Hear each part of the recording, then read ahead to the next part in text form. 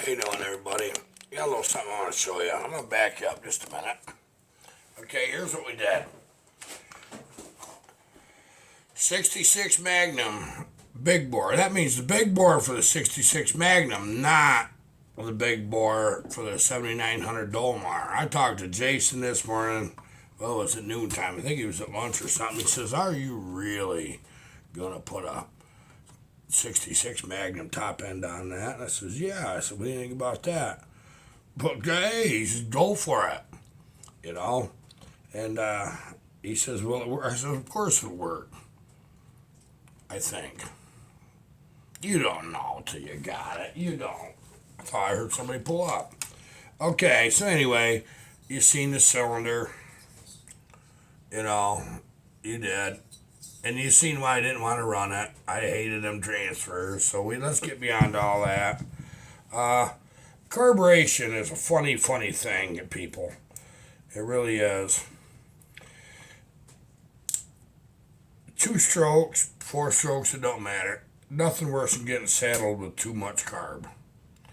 I'll tell you what's worse than that is not having enough. Man, it'll make you freaking pull your hair out trying to figure out, why is this doing this to me?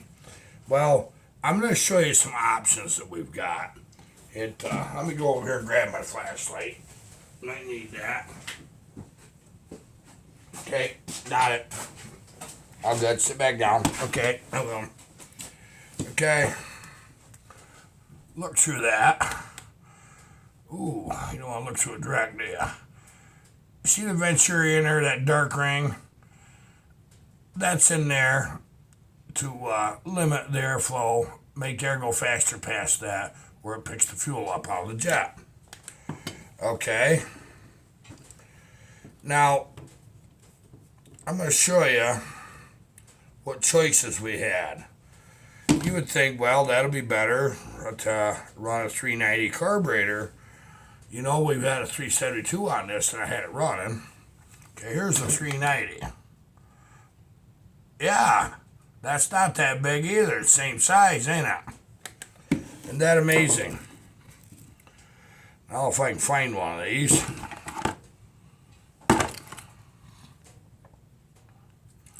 I'm going to show you what carburetor I'm actually running. And you'll get a kick out of that. Yipper.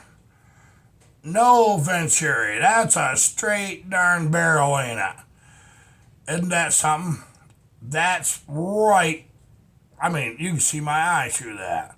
You can see my nose through that. Okay. Now, like I said, trying to find the right carburetor again. I can always tell it's got no adjustment screw. So, going back to that again, of the size carburetor supposed to be on it. Alright. Yeah, it's got a Venturi. Really does. See that? Big ring around it? All the way.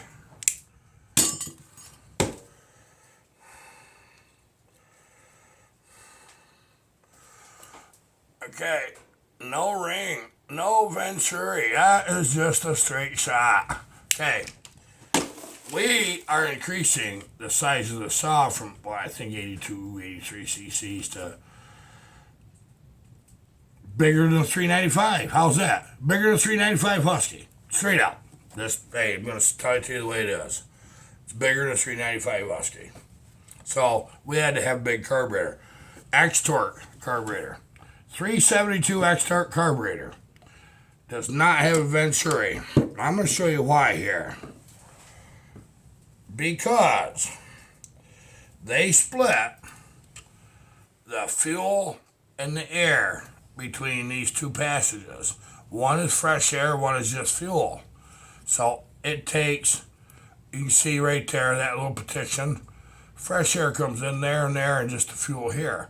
Well, to get, with all these obstructions, that's got to be pretty wide open to make that happen. Well, those of us that build, there's a few of us that said, wait a minute, I've got 60 of these freaking X-Torque carburetors. I'm going to start trying to figure out how to use them. So we did. I figured out how to use them. Projects like this. Okay, this is not just simple. It's not. This is the original intake from the saw. Okay? That fits that head. Well, when I seen that, I says, well, let's, there's an intake for a 372. Okay? It's like, well, I can see what they did. Yeah, I can see exactly what they did. They farmed out and used that, didn't they? Yep. Just looks a little different, you know. Okay, so let's go with that idea. Now, the problem that you have is on the X-Torque, your bolts are at an angle. See that? Non-X-Torque, they're sideways from each other. All right? This is the carburetor that was on the saw. Sideways with each other.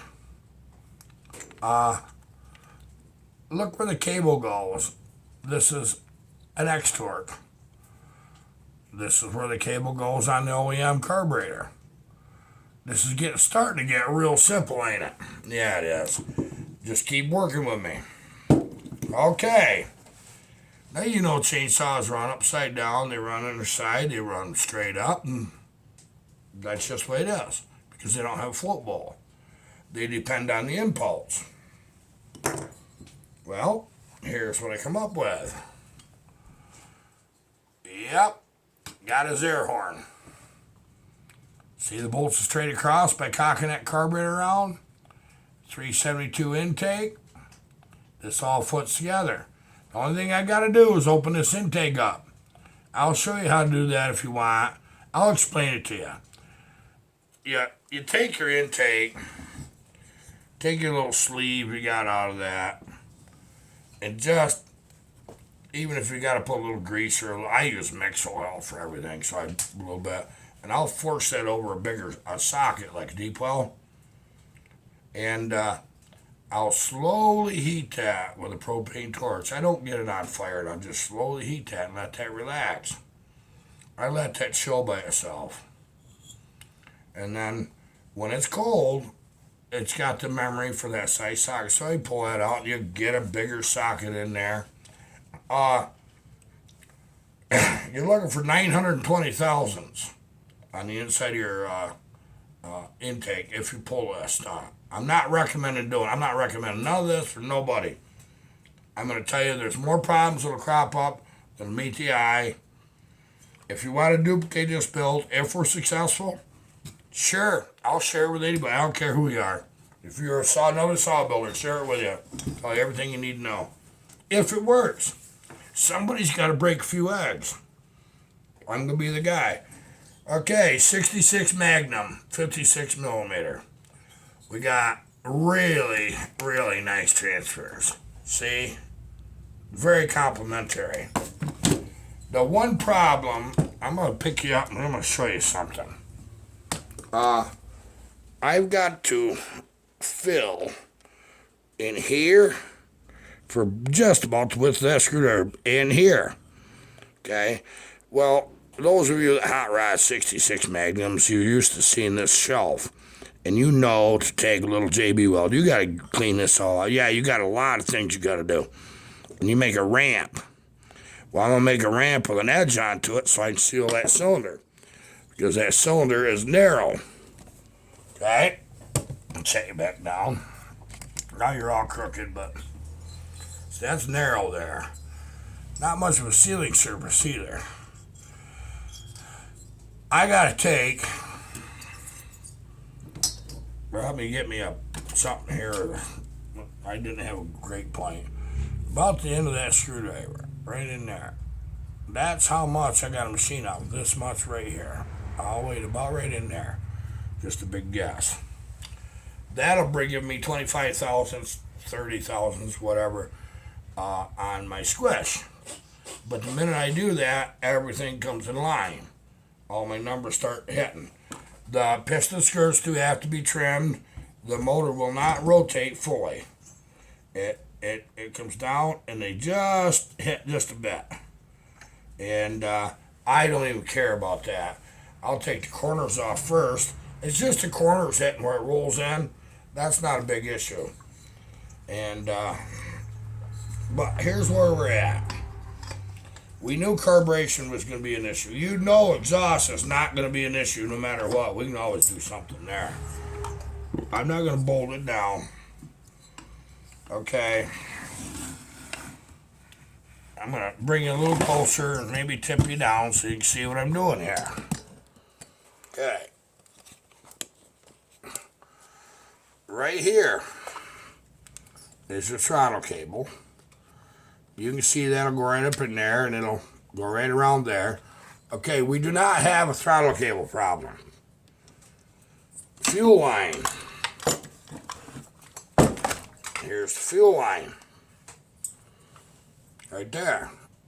That fuel line is going to be able to go right up over that nipple right there. You just about see it right there. I seen it just for a second there on the camera. Yeah, right there. That. Okay, here's one thing we got to do. We're going to go over all this mind building stuff to make this darn thing run like we want. We got to know we can get top plastic on. We got to know what problems we're going to get into. Okay. Decompressor. This cylinder's too tall right now, and I'll tell you why, is it needs it taken off. This lid will fit on this once I get that off. It's going to go on there. Okay, just trust me on that. I was most worried about the air cleaner lid. Okay, we got that in position.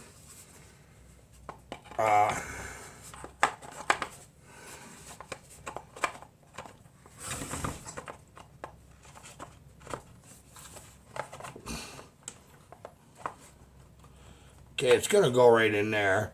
But you can see that the air cleaner's lid's going to go on it. Okay? And the other lid's going to go on it. The only difference is it's going to have a hole right here for a decompressor, which is right here. Okay? So, we have a big enough carburetor. We have a way of bolting the cylinder on now.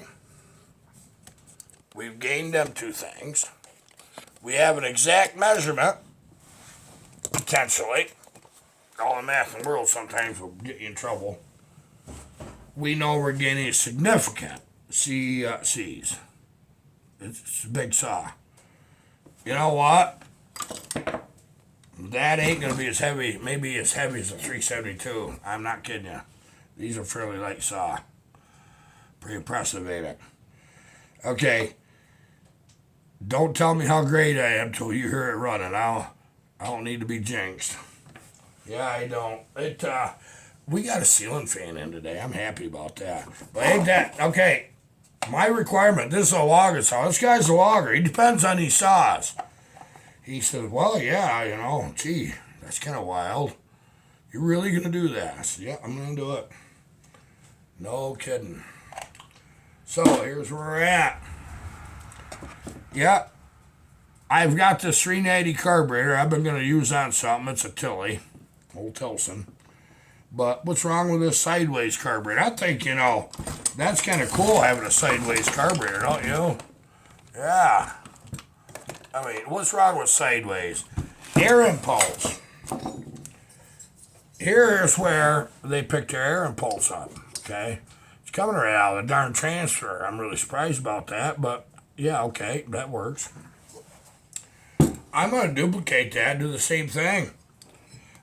Here's where my impulse line goes anyways, right on the top. And I'm just going to go right in here with a nipple. I'm actually going to straighten up that friggin' line. Everything's going to end up in the factory position. Dumbfounding. Really freaking scary how close this is. Now, so here's what we got. We got parts from a Dolmar 7900. We got parts from the Steel 66 Magnum. Big bore with a pop-up piston, okay? We ain't playing around with this. We are using an intake from a 372 XP to early style. We're using a carburetor from a 372X torque, and we are using the aftermarket air filter, high flow air filter on that carburetor, what's incidentally bolted right on from the Dolmar, so it's got that nice big can filter. Okay, that's what we got into this. We're going to have to get one or two more series saws. Obviously, we got room for exhaust. What are you doing, Jesse? Got lots of room to do something with an exhaust. You get out. There you go. No, I left the door open because it was hot in here, believe it or not. Oh, we got a ceiling fan that's going pretty good. Yeah, with that tall ceiling like that, we needed that, you know. Hey, we got lights. Yeah, right over there. We put a nice light right there. I was happy about that. I'm so proud of what's going on. That Chris is working like crazy. He's allowing me to do my job and make this a nice place. He really is. You know, what more do you want?